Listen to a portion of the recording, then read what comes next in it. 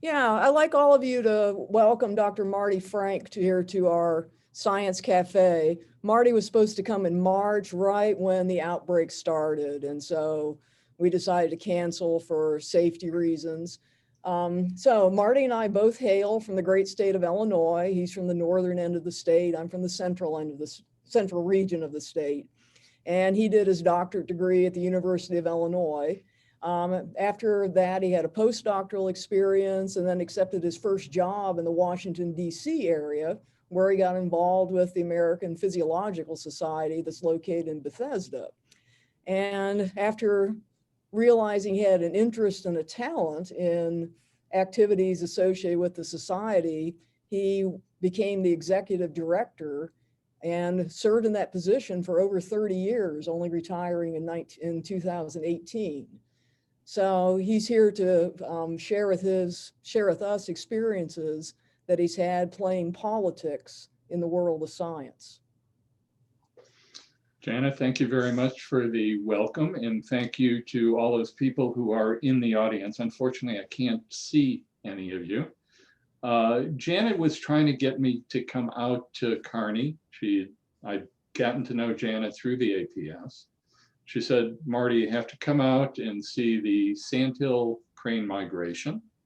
And I was really looking forward to it. And then lo and behold, we all got struck by the pandemic, by COVID-19.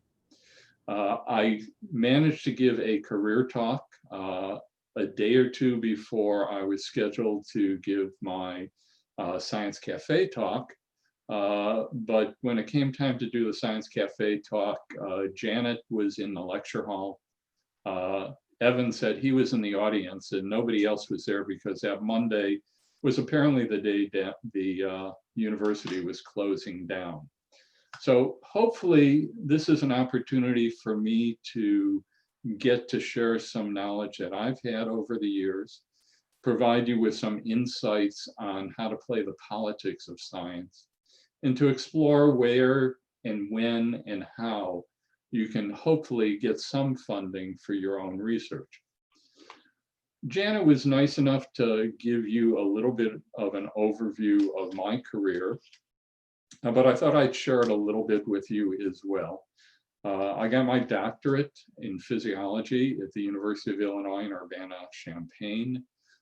Spent 2 postdocs in Michigan, one at the Michigan Cancer Foundation, which is now called the Carmonas Cancer Foundation, and some of you may be familiar with that.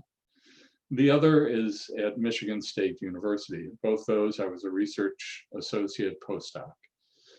Lo and behold, while I was in Michigan State, I started looking at Science Magazine, trying to find job opportunities. And lo and behold, I applied for and interviewed for a job at George Washington University in Washington, D.C., where I was an assistant professor of physiology.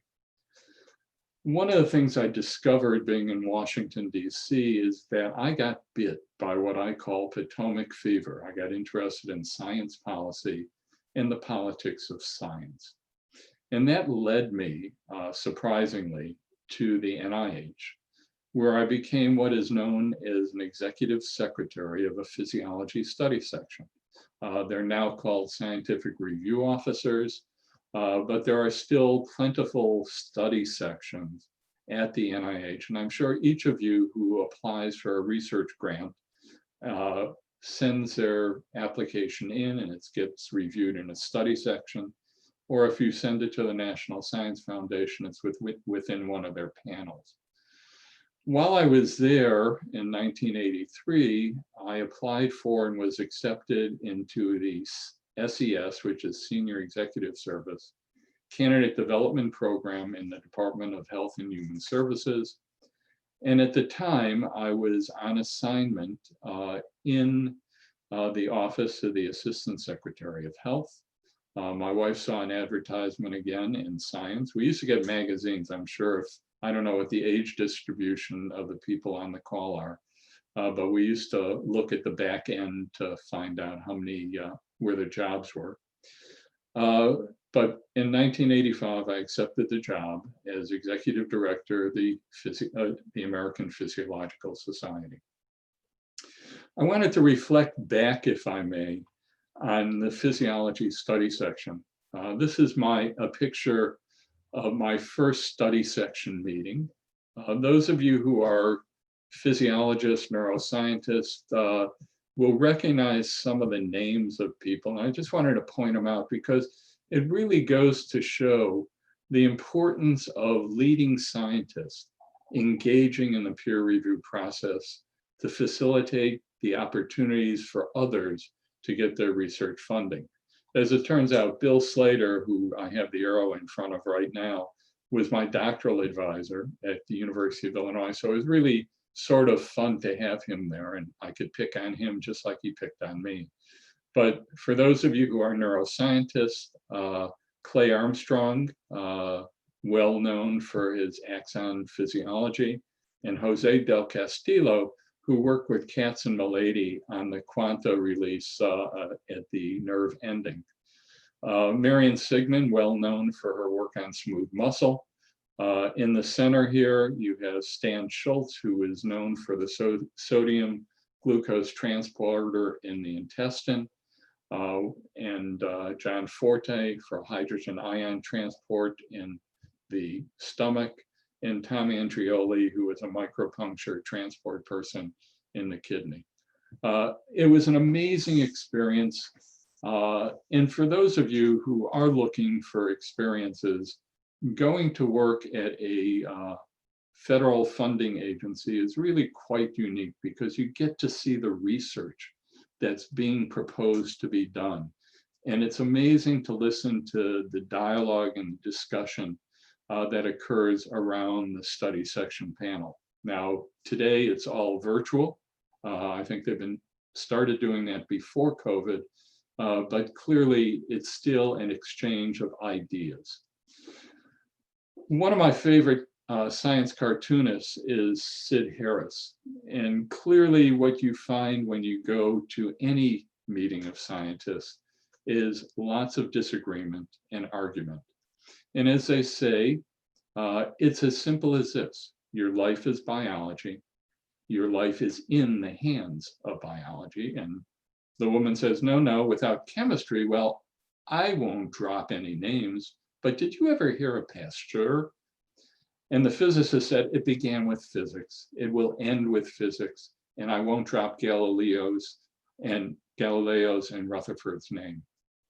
And of course, in this time of COVID, when we're all stressed out because we're home, we have to open one's eyes because without psychology, you're groping in the dark.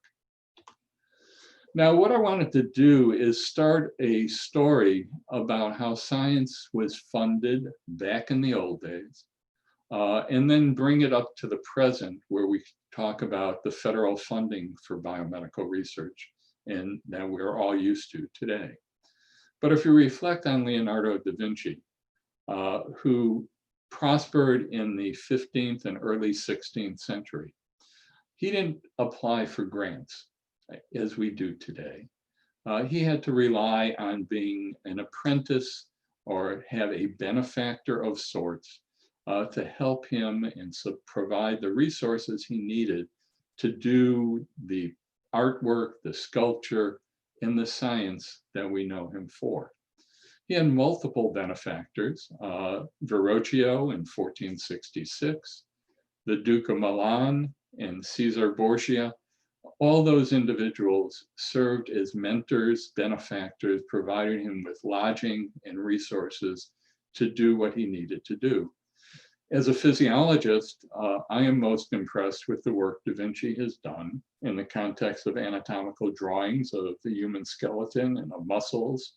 He studied the mechanical function of the skeleton and muscular forces that are applied to it in a manner that prefigured the modern science of biomechanics.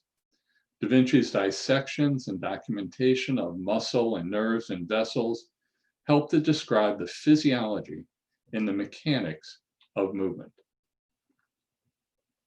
Another investigator who was dependent on sponsorship was one we're all familiar with, Charles Darwin, who worked in the 19th century. Darwin was an apprentice doctor. He felt his father treat the poor in Shropshire before going to the University of Edinburgh Medical School. He was proposed as a naturalist for a self-funded place on the HMS Beagle, emphasizing that his position was for a gentleman rather than a mere collector. Whoever thought of us as scientists as being gentlemen? Darwin's father, Robert, objected to his son's planned 2-year hiatus from medical school, but agreed to fund his son's participation. The result, as we know, is Darwin's theory of natural selection, The Origin of Species, which was published in 1859. In the 19th century, as you note from Darwin's work, much of it was observational. He has to find an explanation for the phenomena in order to truly understand nature. Today, in the 21st century, we have to observe and develop a narrative for our research that will fit a narrative that will be published in the journal Nature.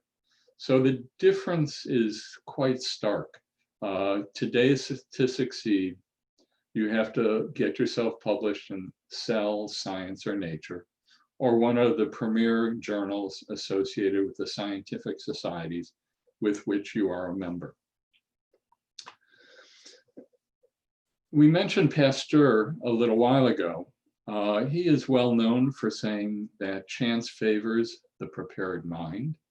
We know that advances in science require both insight and good fortune.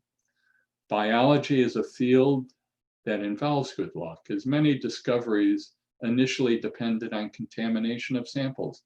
For example, Pasteur's work in immunology and Fleming's work on antibiotics. However, as Pasteur pointed out, the opportunities granted by chance are only harvested by a prepared mind. It takes years of training, dedication, even failure is necessary to prepare the mind. And I think each of us have stories about our own careers on how our success required us to go through lots of bumps along the road. The idea of chance favoring the prepared mind was really noted to me in a story that was published in the news magazine of the American Physiological Society. It focused on the work of a member who is a professor at the University of Maryland, Andrea Meredith. For many years, she had been strictly a basic science scientist. She had been working on the big potassium channel for over 15 years since she did her postdoc at Stanford. They were able to encode the gene as a CNMA1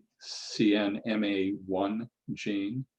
And the channel itself regulates how much potassium exits the cell, a process that controls numerous neurological processes. The chance was that she happened to be one day reading the New York Times, and there was an article there about a little girl who would fall or slump forward paralyzed over 300 times a day. The condition was called paroxysmal dyskinesia, which was caused by a gene mutation.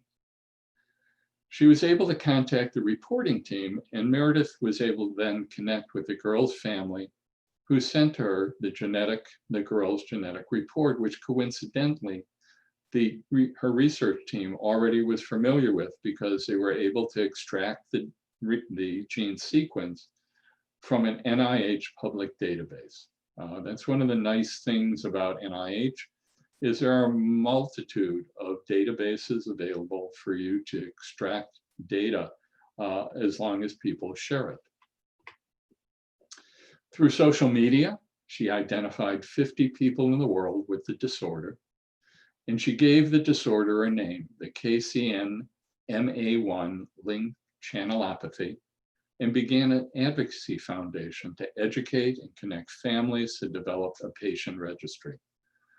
So what I think this really shows is that chance favored the prepared mind, and she was able to pursue her basic science research and identify a clinical correlate and identify patients who perhaps sometime in the future she could help. In the past, her only requirement was to support her research team through research funding.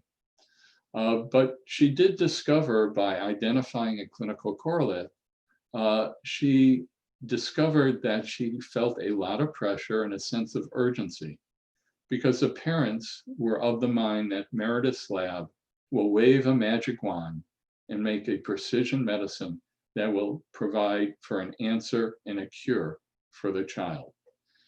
It's a lot of pressure working on a clinical correlate, and especially in this situation, which is a fairly small group of patients that suffer from the disease. But chance also favored those who were breast cancer survivors. Ted Stevens, who is deceased now, served as the chair of the Senate Appropriation Committee in the early 90s. And by chance, when he was out in the hall, he encountered a number of protesters who were there to promote breast cancer research. And they said to Stevens, if men were dying of breast cancer, you wouldn't think twice about increasing the funding for breast cancer research. When Stevens walked back into the conference, he repeated the charge and looked around at his mostly male colleagues, at least 6 of whom suffered from prostate cancer. Thanks to the suggestion of the women in the hallway, he became a very strong advocate for breast cancer research and prostate cancer research, both of which were not well funded through the National Institutes of Health. However, Stevens sat on an appropriations committee, and he was able to add money to the Department of Defense under what is called the Congressionally Directed Medical Research Budget. And that money went to support research in breast cancer and prostate cancer. Since 1992, when the funds were first added to the DoD budget, the breast cancer has received roughly $3.7 billion to support the research, and it's all supported through the Department of Defense. This table, which is not very clear to define, includes lots of little add-on programs that have been funded by the Department of Defense and have justification because it relates to the soldiers and those who are in the military. Another organization that has used serendipity and chance to support research is the Cystic Fibrosis Foundation. And I'm going to highlight 2 of them foundations. There are many, many more out there. We're all familiar with the American Heart Association, the American Diabetes Association, both of which fund biomedical research. The Cystic Fibrosis Foundation has been around for a long time.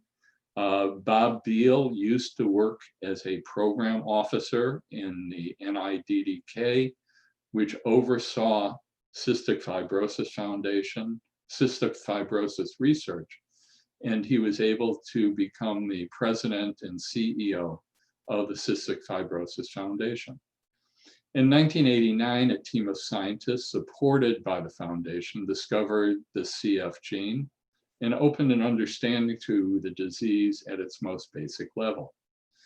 But Bob Beal was frustrated because as they got more and more knowledge about the CF gene and how it impacted the human organism, individuals, there was very little research into cures. And that's in part because the pharmaceutical industry is not inclined to expend the funds needed to do the research for a disease that does not have a large cohort of individuals who will be utilizing the drugs.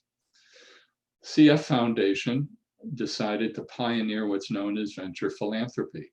The CF Foundation had a lot of money at the time, and they wanted to work with drug companies to develop the drugs needed for CF. In 2000, the foundation made its first large investment, a $40 million award to Aurora Biosciences, to discover compounds that might correct the core genetic defect in people with CF.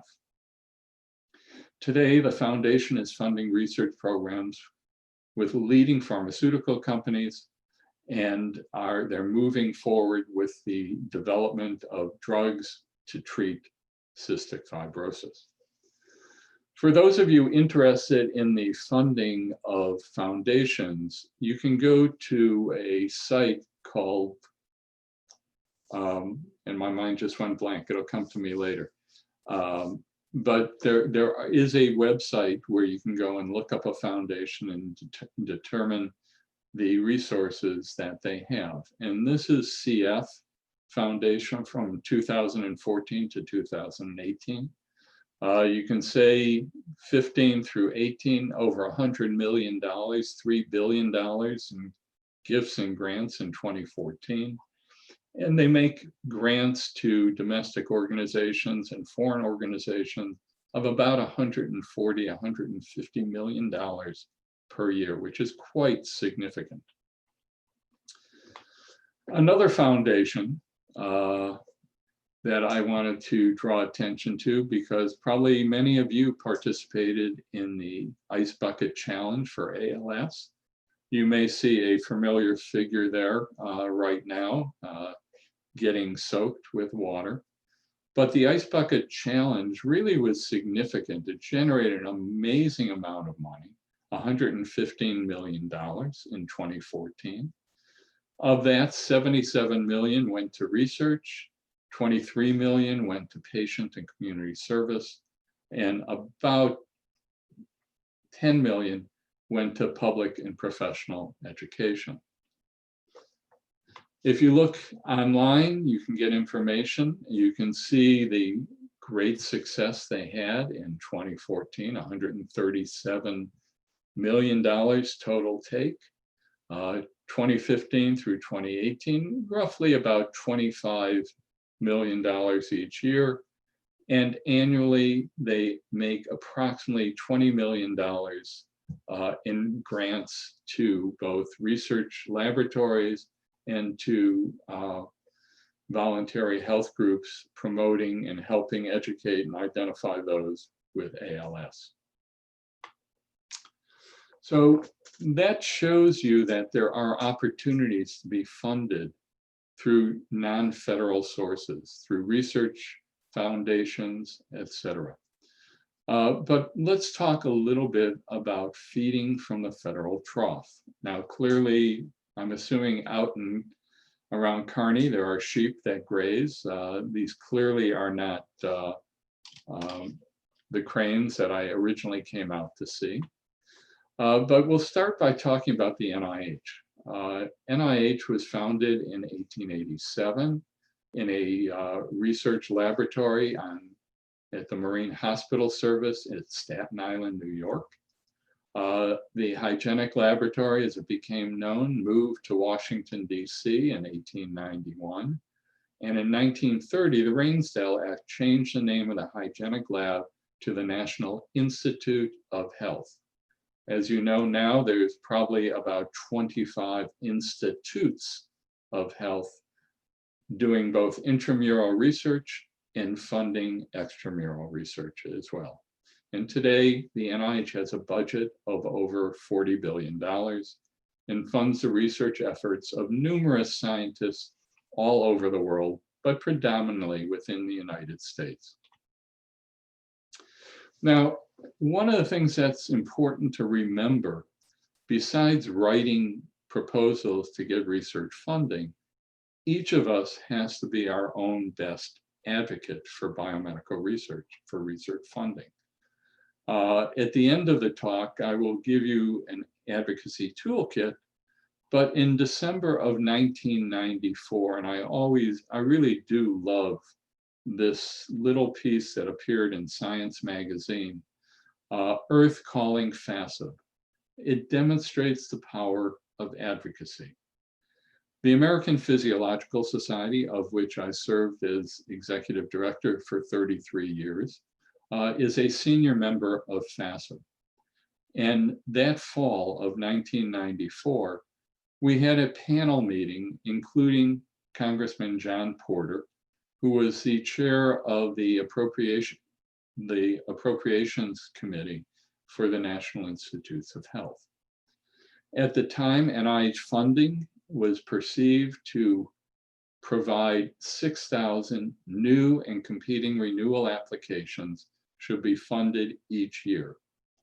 And it became fairly clear that instead of it becoming a floor, it was starting to look like it was going to be a ceiling because there was a recession, funding was very tight, and even Harold Varmus, who was the director of NIH at the time, was quoted to say that NIH is probably not going to get a budget increase in 1995 or 1996 because of budget shortfalls.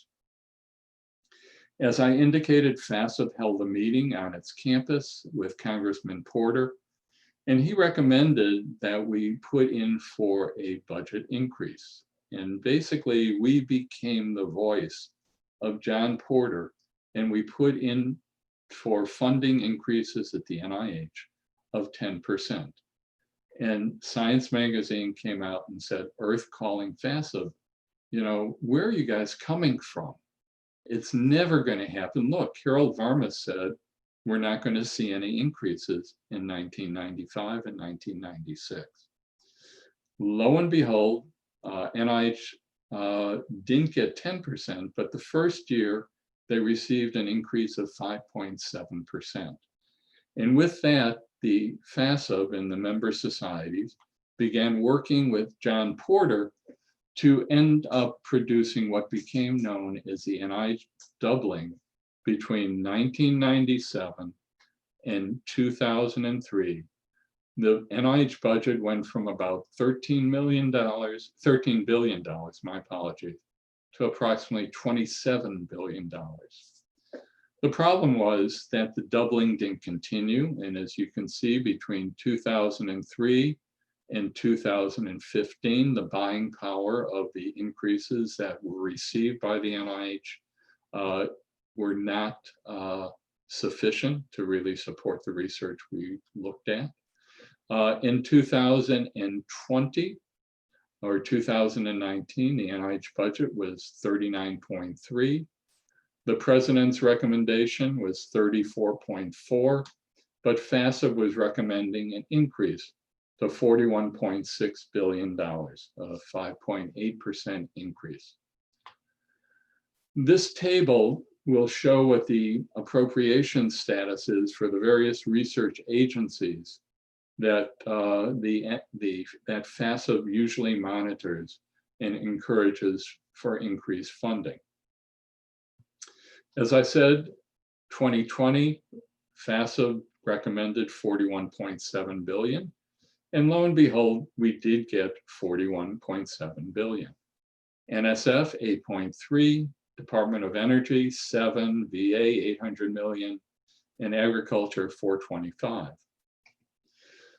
For 2021, and the FASB societies recommended 44.7 billion for NIH, 9.5 billion for NSF, 7.4 for the Department of Energy.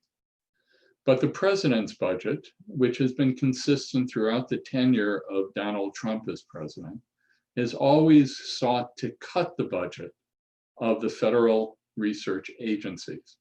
And indeed, in 2021, the president was recommending 38.7 billion for NIH, a cut of roughly $3 billion from the 2020 level, 7.7 billion for NSF, and 5.8 billion for the Department of Energy. More often than not, I should say, the House recommendation usually is more than the president's budget, as well as more or less consistent with the budget associated and recommended by FASB. For those of you who keep track of federal funding, you probably also know that we have yet to get a science budget approved by Congress. We have a continuing resolution that will continue and be providing funding at the 2020 level until about the middle of December, when once again, Congress will try and pass a budget or have a Christmas surprise and shut down the government, as Donald Trump did in his first year as president. Let us take a few moments and look at Nebraska and how it's faring in terms of funding from federal agencies. The state of Nebraska in 2019 received $128 million in funding from NIH, $49.5 million from NSF, $20.4 million from the Department of Agriculture, and $7.0 million from the Department of Energy. If we look specifically at the National Institutes of Health, you can see that that $128 million that was provided was only provided to institutions in 2 congressional districts. And I don't think the district with which University of Nebraska-Kearney is located was one of those districts. Roughly $85 million went to the University of Nebraska Medical Center, $22 million to University of Nebraska-Lincoln, roughly $8 million to Boys Town, $6 million to Creighton, and another $4 million to University of Nebraska-Omaha. There were a total of 281 grants and contracts made to 9 research institutions. If we look at the National Science Foundation, I think the congressional district in which your university resides has been able to get some NSF funding. Roughly $50 million in total funding has been distributed to 8 research institutes in 3 congressional districts, a total of 103 grants and contracts, with grants going to University of Nebraska-Lincoln, University of Nebraska-Omaha, University of Nebraska Medical Center, as well as several others. In addition, there have been a number of EPSCoR projects in Nebraska, and I suspect that University of Nebraska-Kearney is probably a recipient of 1 or more of those awards. So I think the important thing to note in what I've already said to date is traditionally the president will end up cutting the budget or proposed budget for science agencies. And we oftentimes have to rely on Congress to provide a science budget that is appropriate for the various federal funding agencies that support our research. So I think the first step of being your own advocate is making sure that you vote by this coming November 3rd. I don't know if there's early voting in Nebraska, but do vote. I think it's critically important. The first step in that advocacy is to vote for a presidential candidate who has been demonstrated to support research and who's willing to provide funding for the various science agencies, because I think that is critically important as a first step. You are then charged to vote for a representative, and I believe your representative is Adrian Smith. If I'm wrong, please let me know, somebody. But in addition, you are voting for a senator, Ben Sasse. He's the junior senator. I will say that none of the congressional representatives, nor neither of the senators, serve, to the best of my knowledge and what I've explored, serve on a science committee. But at the end of the day, they all vote on the budget. And so you want them to be apprised of the science that you do in your institution and in your laboratory, and make sure they have an appreciation, are willing to provide the support that's needed to advance scientific research. I don't know anything about the candidate that Ben Sasse is running against. I don't, other than he's a Democrat, but I don't know what his policies are on science funding, but I would encourage you to explore them, explore both of them, to make sure that they are willing to provide the supports needed to support the NIH, NSF, and other federal funding agencies. So I said the first step of advocacy is to vote for a president. The second step of advocacy is to vote for your representative and your senator. And the third step is to become an advocate yourself. And what I'd like to do is just walk us through a number of aspects of an advocacy toolkit and share with you some of my experiences and why it's important. The first step is requesting a meeting. Many of you travel to Washington, D.C. for various and sundry reasons, but you should feel free, if you are going to have the time while you're in Washington, to see about meeting your elected representatives. That may mean a conversation in Washington in the office of a congressman or the senator, or it may be a conversation that is had with the science staff person in that office. Don't be disappointed about meeting with a science staff person, because indeed, generally the science staff person knows more about the issue than the person who is going to run off and vote on the floor of the House or the Senate. But you're not restricted to meeting with those individuals in Washington, D.C. Each of your congresspersons and senators has a regional office in Nebraska. And oftentimes it's much easier to meet with them while they are on break in Nebraska at their offices. So don't be afraid to go and see about making an appointment with them while they are there. When you plan your congressional visit, make sure you do your homework before you get there so you can engage with the policymakers appropriately. You should know what committees your congressperson serves on. You should know how they may have voted on science funding in the past.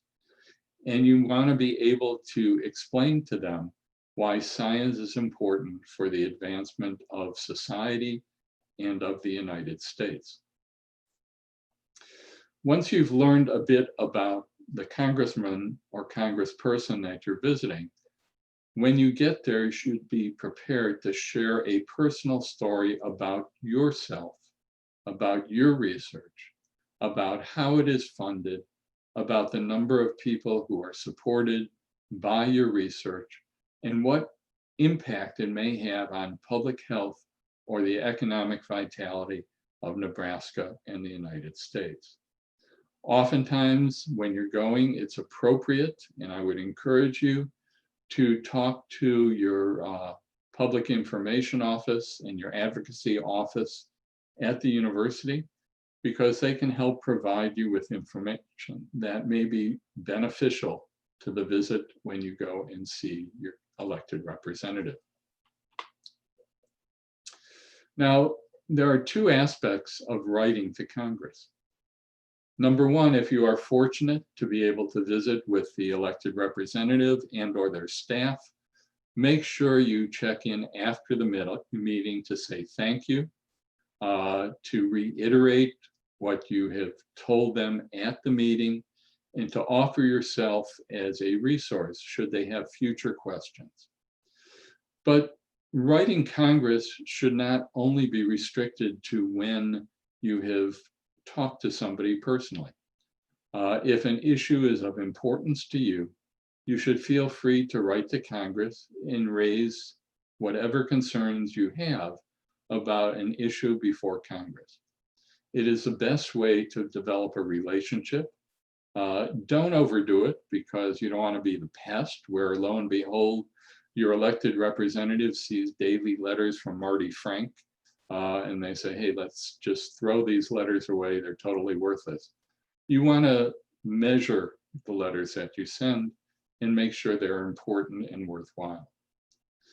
In general, your elected representatives will have local meetings, and you should feel free to attend those meetings.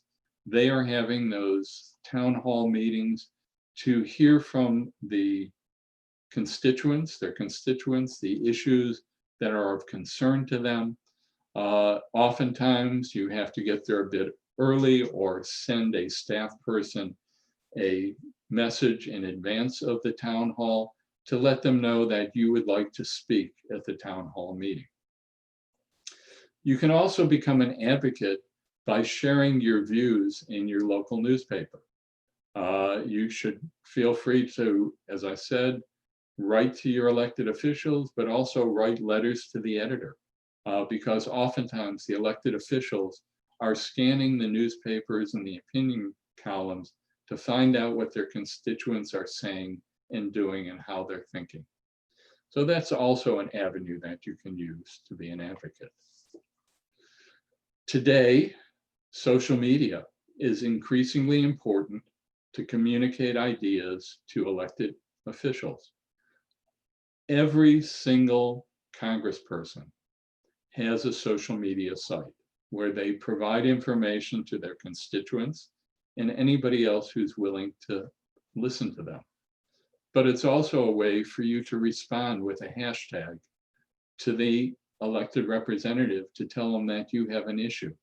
And those issues that you raise in social media in communicating to your elected official oftentimes will be picked up by their congressional staff, and you will get a response with a question about what the issue is and how the congressperson can help.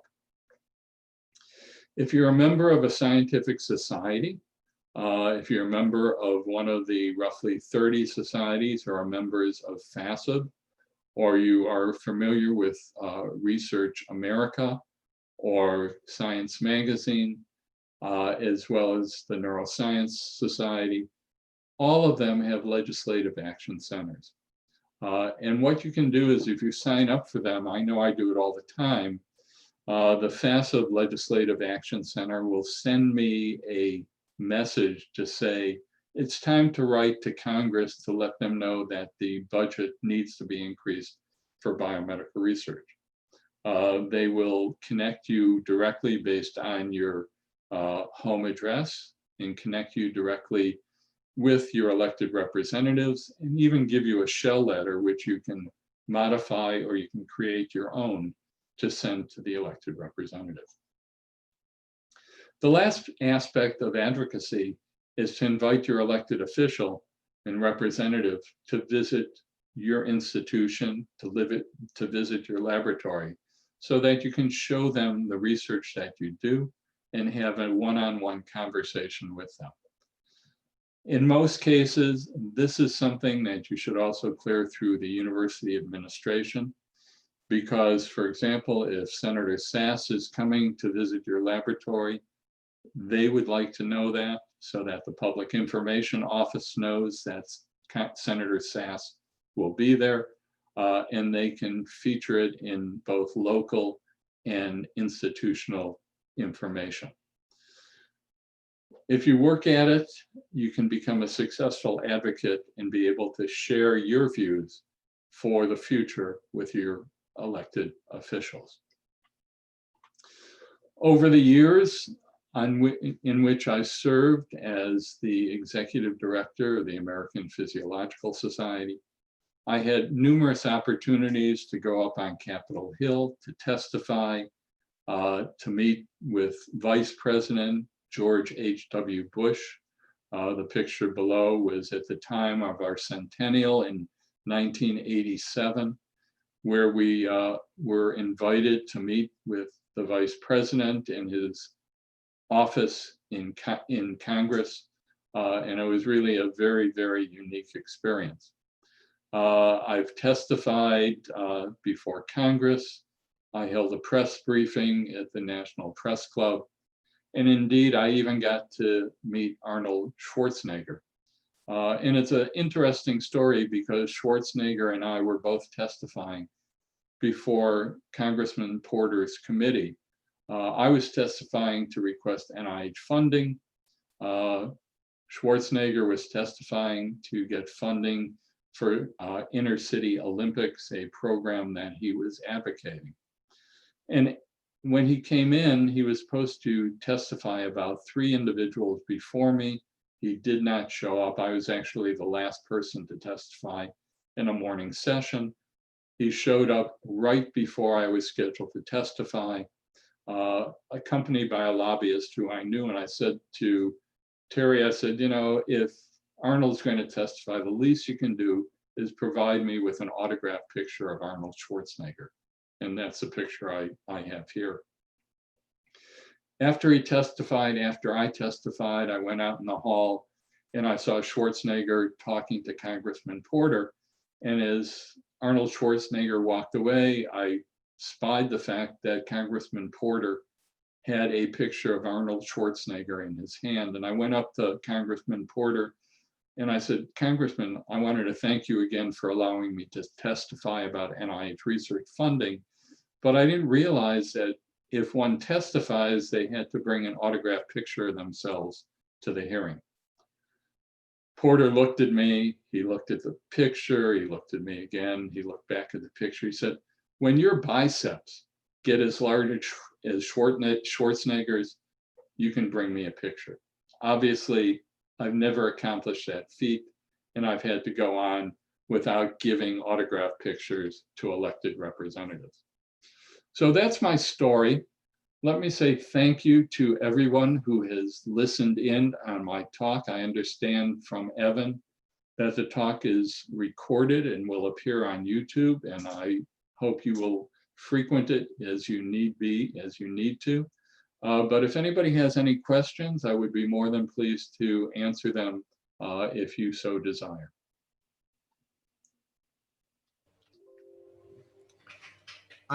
Marty, this is Evan. I don't think, I haven't seen any questions just yet, but I've jotted a few down Okay. just throughout your talk, just because I'm kind of curious about some of these topics.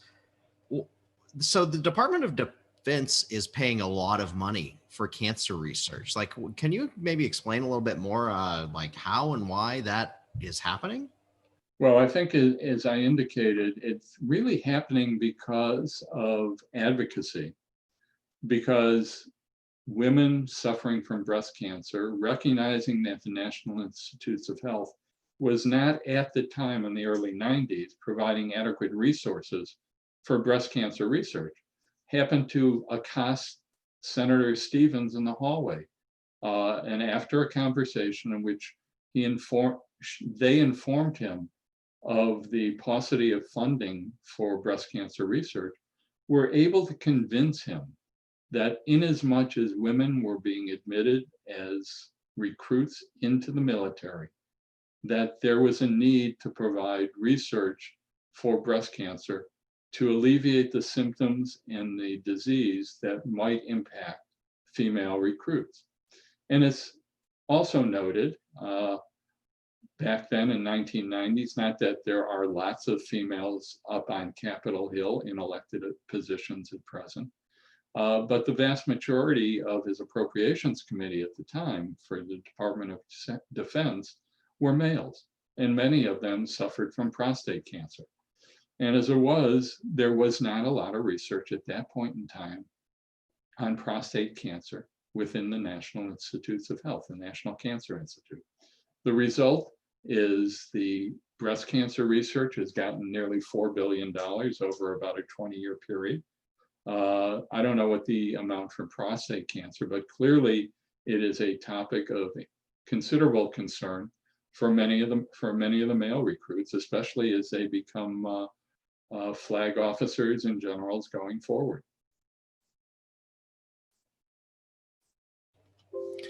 I suppose I just find it very interesting because, you know, one of the big criticisms of our governmental budget is how much money we give to the Department of Defense. And I just find that interesting that that a good amount of that money is going to cancer research.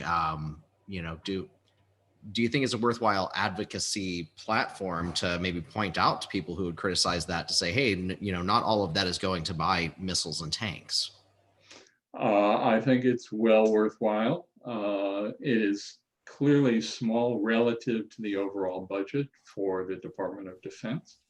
But the fact of the matter is, the medical corps in the Department of Defense is charged with dealing with medical problems that may impact research, impact the forces that are defending the country. One of the classic areas of research, which has been squelched to some degree, is wound injuries. You may be aware, for many years, dogs were used as subjects of choice for wounds from guns and other munitions. The People for Ethical Treatment for Animals has dealt with the issue and advocated against it. And I believe that it has been more or less eliminated, but I believe it's still being done for sheep, using sheep as well as pigs as subjects for such munition wounds. There's lots of areas which are critically important for a ready force to deal with that have to be addressed through the medical budget. There's an organization called AFRI, the Armed Forces Radiological Research Institute, behind the Navy Med, where a lot of research is done on radiation.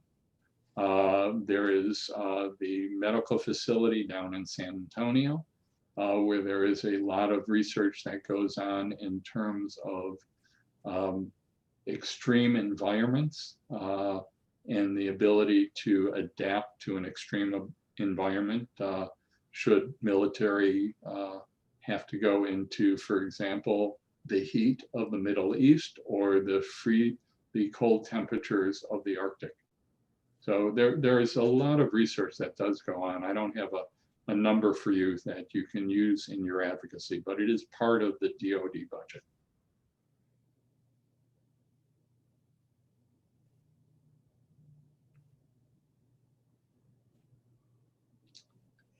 Anything else, Evan, or anyone else? I think the really big one for me personally is just kind of maybe some advice that you might have for those of us that are at a small, like, UNK level institution, as far as just getting funding at all. Like, do you have any advice there? Well, I think clearly you have two opportunities. Obviously, each of you, each of those of you who have PhDs or even MDs, at some point in time got your doctorates because of a research program. You have probably been recruited to UNK to do both teaching and research. And what you, and I'm sure Janet can speak to it as well, what you do find is that undergraduate campuses like UNK provide the resources and the hands needed to do research, because there are lots of undergraduate students interested in getting into research laboratories. Some of them because they want to use the experience as a stepping stone to apply for professional medical school. Others because they find research of interest. I think one of the opportunities that I see in a lot of undergraduate campuses, smaller institutions, less research intensive, are things that can be done in the context of field type research, where you are monitoring an animal or species. Maybe if you could latch onto a few sandhill cranes and begin doing their metabolism and put trackers on them to follow their flights. I'm sure people have already done stuff like that. The other opportunity is to develop collaborations with individuals at more research intensive universities like the Medical Center in Omaha. I think it's about a 2-hour drive from Kearney to Omaha. or even UNL at the University of Nebraska-Lincoln. So I think there are opportunities there for developing your program.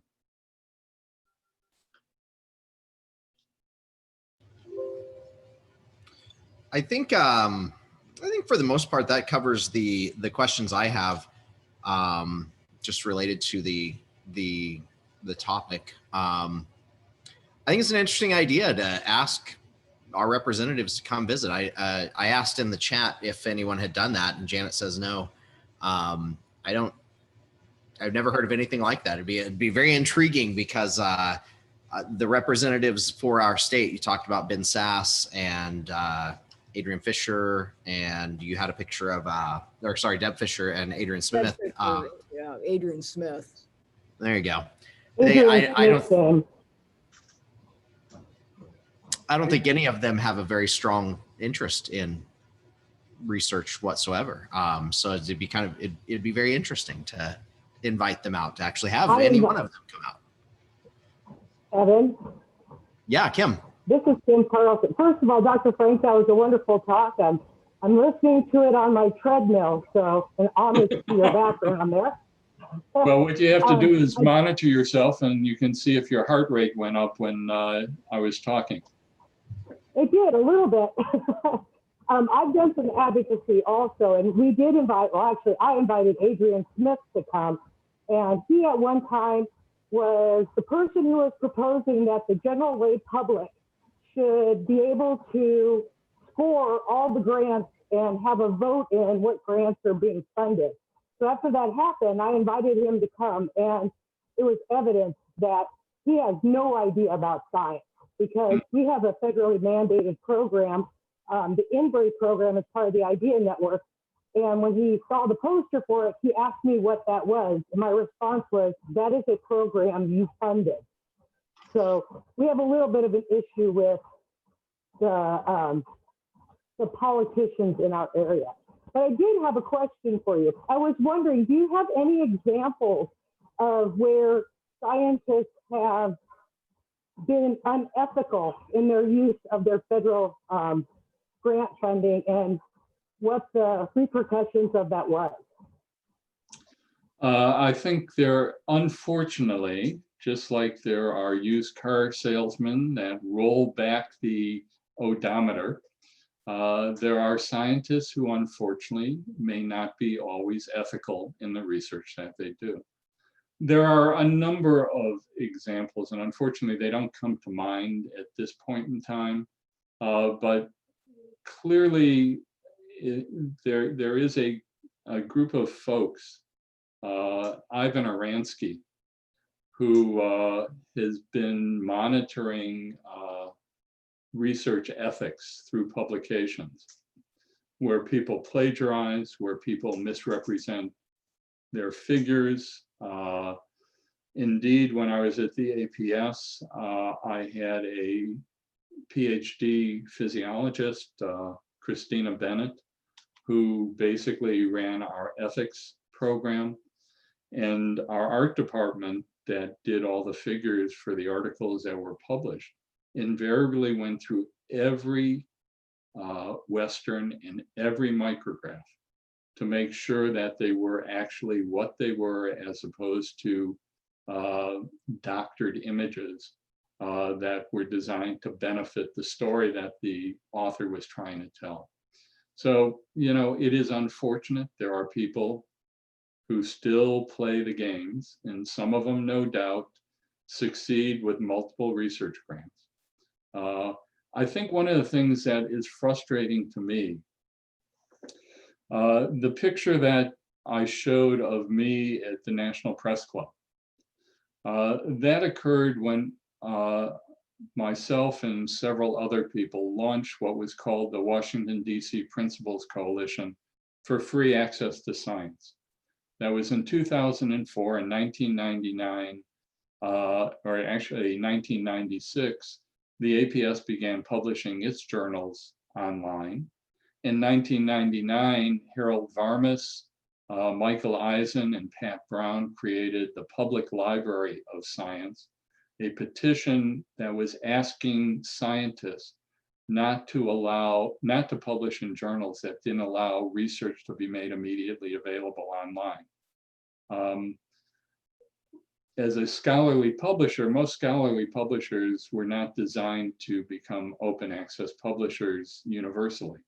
And we were fighting with a number of groups, including a group called Spark, that was advocating for immediate open access.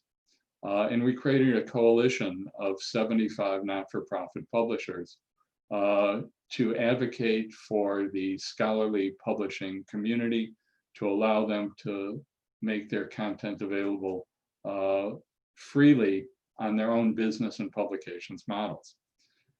Digital publications, however, has continued to move forward. And what we see right now are preprint servers, as well as numerous predatory publishers. Indeed, I got an invitation today from a predatory publisher inviting me to submit an article on my research, which I haven't done for about 40 years. But they had read an article that I had written about careers that was published in an Elsevier journal. The biggest concern with preprints is they're not peer reviewed. And what we are finding is a lot of the research that is even related to COVID are showing up on preprint servers. The news media picks up on them because they're free and open for access. And it becomes very problematic because dihydroxychloroquine probably showed up on a preprint server. And all of a sudden, Fox News was advocating for it being a cure, and Donald Trump said, oh, it must be a cure. So is it fraud? Perhaps. But clearly, in the absence of really strong peer review, one has to question some of the research that shows up on preprint servers and in the predatory publishers that we're all exposed to today.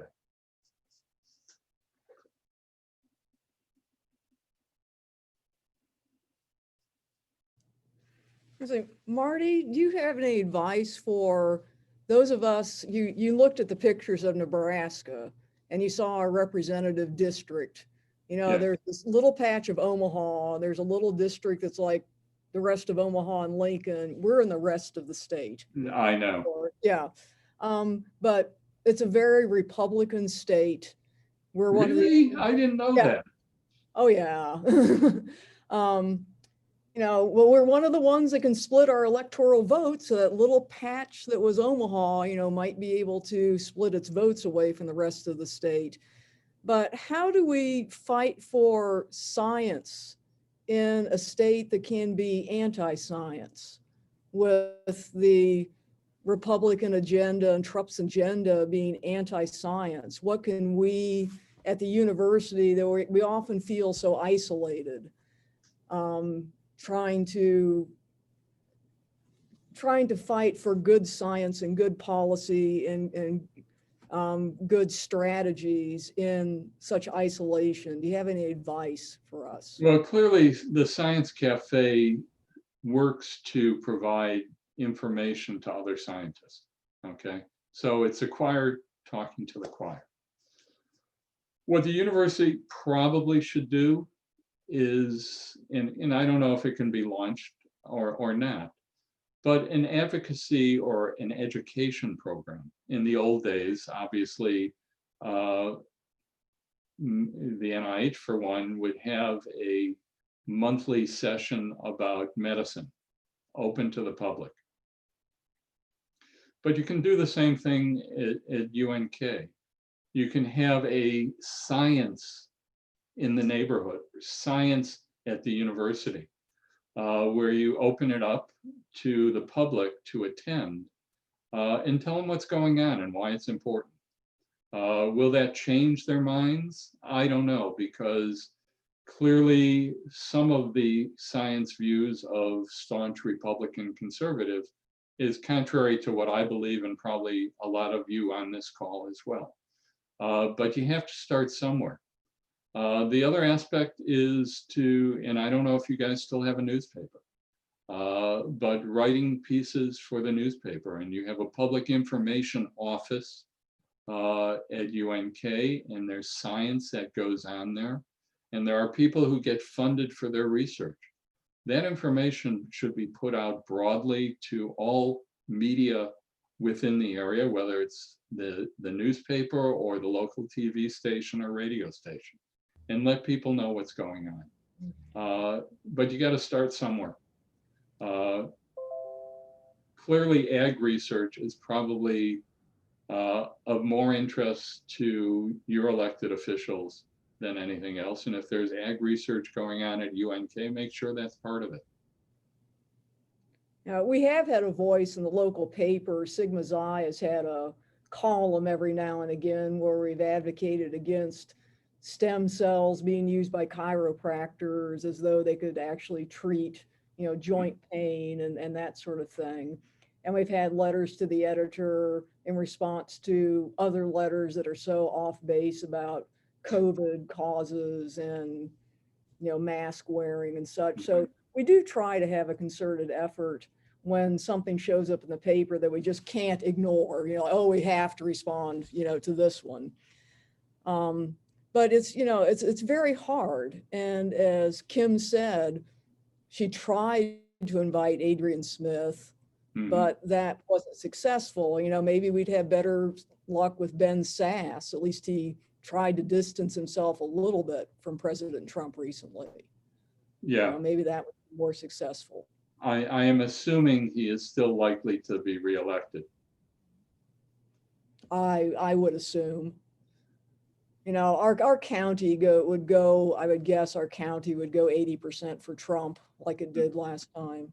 Janet, and Sass is going to get reelected. The Democratic candidate had kind of something come up, and the Nebraska Democratic Party wanted him to step back and not run. Yeah, and that's now right. they tried to do a run-in vote of the person instead of the Democratic candidate. That's and right. so That's it's right. not going to work. Sass will win. Yeah. Yeah, clearly, you have to be careful when running for office that you don't trip over yourself if you're going against somebody else. Anyways, thank you much for inviting me. I really had a great visit to UNK. Janet, thank you for dinner last night. It was delicious. I'm glad you enjoyed going to Joy's table. It's one of the best places we have in town. All right, it was great. But hopefully we will get through this pandemic, and hopefully we'll be able to get together physically at some point in time in the future. Okay. Thank you all. Thank you, Marty. Bye-bye. Yeah, thanks, Marty.